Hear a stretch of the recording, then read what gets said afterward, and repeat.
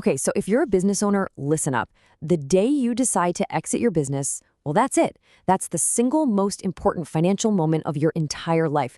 It's when all those years of blood, sweat, and tears are supposed to turn into real, lasting wealth. But you know what? For most people, it just doesn't happen that way. And we're going to get into exactly why. Take a good look at this number, 78%. Now, what does that mean? It represents a massive, and I mean massive, blind spot for the huge majority of entrepreneurs out there. And here's the kicker. The Exit Planning Institute found that while a business makes up pretty much all, we're talking 70 to 90% of an owner's personal wealth, almost 80% of them have no written plan to sell it. Think about that. Your biggest asset, the thing that holds most of your net worth, and there's no game plan for cashing out, that's a huge, huge risk just sitting there. This is what we call the billion-dollar blind spot. Seriously, it's a super high-stakes game where owners are basically betting their entire future, but they haven't even read the rules. Let that sink in for a second. Your business, it's not just your day job, right? It's not just a source of income. It's the engine for your retirement. It's your family's security. It's your legacy. And that, right there, is why your exit strategy is hands down the most critical financial plan you will ever create. So what is it that actually forces an owner to sell? It's usually not some perfectly planned retirement party. More often than not, it's one of 5 sudden, life-changing events that we call the 5Ds. These are the things that pop up out of nowhere and can push an unprepared owner into a really bad sale. And as we go through these, I want you to ask yourself a serious question. If one of these happened to me tomorrow, what would happen to my business, to my family, to all that wealth I've built? So the first D is death. It's grim, I know, but it's real. If an owner passes away suddenly without a clear succession plan, it's instant chaos. The company gets destabilized, and value starts evaporating before the family even has a moment to grieve. Next up is disability. A sudden illness, a bad accident, and boom, operations can be paralyzed. If you're the main decision maker, your absence can totally shatter employee and customer confidence, like overnight. Then you've got divorce. Look, if the business is considered a marital asset, a divorce can trigger a forced sale.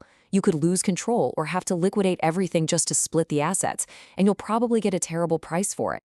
The fourth D is disagreement. This is a big one for partnerships. A major falling out between partners with no buy-sell agreement in place, that can spiral into crazy expensive lawsuits, total gridlock, or even the end of the entire business. And finally, there's distress. This is about the outside world. Things you can't control, like a recession, a supply chain collapse, or even a cyber attack. These kinds of crises can force you into a desperate fire sale just to keep your head above water. And the price of being caught off guard? It's absolutely staggering. An unplanned exit, kicked off by one of those 5Ds, can literally wipe out 30 to 50% of your business's value. Gone. That is a devastating loss. And you know what? It's usually preventable. So how do you make sure this doesn't happen to you? Simple. You've got to switch from being reactive to being proactive. It all starts with understanding something we call the personal wealth gap. You see, a great exit isn't something you decide to do on a Friday afternoon. It's a strategic process. It takes time, ideally 3 to 5 years. This gives you the runway you need to really assess the business, pump up its value, explore all your options, and then finally, make your move on your own terms. The whole thing starts by getting a handle on 3 critical numbers. First up is your profit gap. This is basically the money you're leaving on the table. It's the difference between what your business is actually making and what it could be making if you were running at peak best-in-class performance. Next is the value gap. This one's easy to understand. It's your profit gap, but multiplied across the value of your whole company. This represents the total enterprise value that you're just not capturing. Closing this gap is how you get the biggest possible check when you sell. And finally, we get to the most important number of all, the wealth gap. This one is all about you, is personal. It's the difference between the wealth you have outside of the business and what you actually need to live the life you want after you exit. This number tells you exactly how much money the sale needs to generate for you to be set. Getting these 3 gaps, the profit gap, the value gap, and the wealth gap, is the absolute bedrock of a smart exit. Your entire strategy for the next 3 to 5 years should be all about one thing: measuring, managing, and closing these gaps. Okay, so once you actually start planning, you'll find out pretty quickly that there isn't just one way to leave your business. Your options pretty much fall into two main buckets: internal transfers and external transfers. And this slide lays it out perfectly. Internal transfers, to family, your management team, or even your employees, that's usually about protecting your legacy, the company culture, keeping things going. On the other hand, external transfers, selling to a bigger company or a private equity firm, that's usually about one thing: getting the absolute maximum financial return. You have to know what your goal is to pick the right path. And within those two big categories, you've got a whole menu of specific options.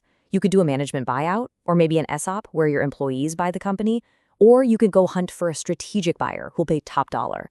The point is, you have choices, but only if you give yourself enough time to actually explore them. Okay, I get it. This can all sound like a lot, maybe a little overwhelming, but getting started, that doesn't have to be complicated. Let's just boil this all down to a simple 3-step action plan. Here are 3 things anyone can do, like right now, to start protecting their business's value. Step 1, get a professional valuation. You can't know where you're going if you don't know where you are. Get a baseline. 2, document all your key processes. Make your business easy to hand over. And 3, figure out who could run the company without you. A business that's totally dependent on its owner is a way riskier buy. So let's end with this question. You've poured your entire life into building this thing. The difference between a planned exit and a forced one isn't just a small detail, it's everything. It's your legacy. So the real question isn't if you're going to exit, it's what will it cost you to wait another year?